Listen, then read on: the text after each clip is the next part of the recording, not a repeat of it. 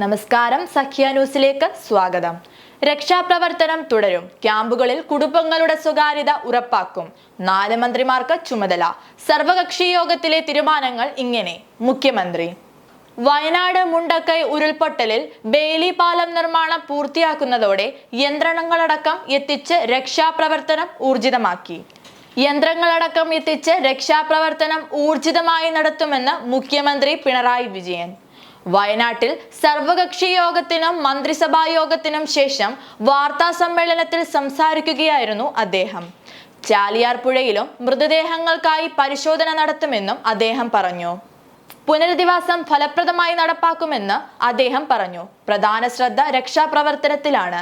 തത്കാലം ആളുകളെ ക്യാമ്പിൽ താമസിപ്പിക്കും. പുനരധിവാസ പ്രക്രിയയ്ക്ക് ഫലപ്രദമായി നടപടി സ്വീകരിക്കും. ദുരിതാശ്വാസ ക്യാമ്പുകൾ തുടരും.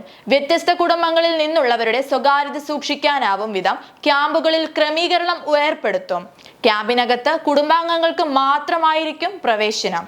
ക്യാമ്പിനകത്ത് താമസിക്കുന്നവരെ കാണാൻ പോകുന്നവർക്ക് സംസാരിക്കാൻ ഒരു പൊതു സൗകര്യം ഒരുക്കും.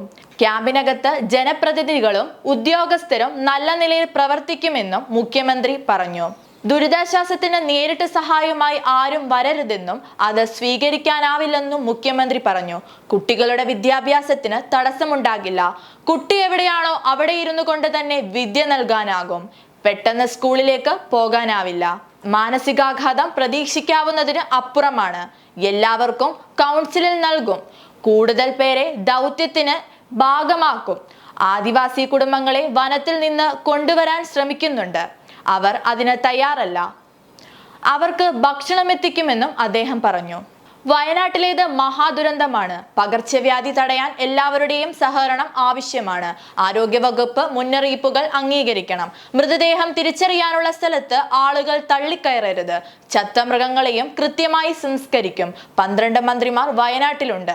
എല്ലാവരും ഇവിടെ തുടരുന്നത് പ്രായോഗികമല്ല. റവന്യൂ വകുപ്പ്, ടൂറിസം, SC/ST മന്ത്രിമാർ അടങ്ങുന്ന മന്ത്രിസഭാ ഉപസമിതി ഇവിടെ ക്യാമ്പ് ചെയ്ത് പ്രവർത്തിക്കും. ശ്രീറാം സാംബശിവ റാവു പ്രത്യേക ഉദ്യോഗസ്ഥനായി തുടരുമെന്നും മുഖ്യമന്ത്രി അറിയിച്ചു.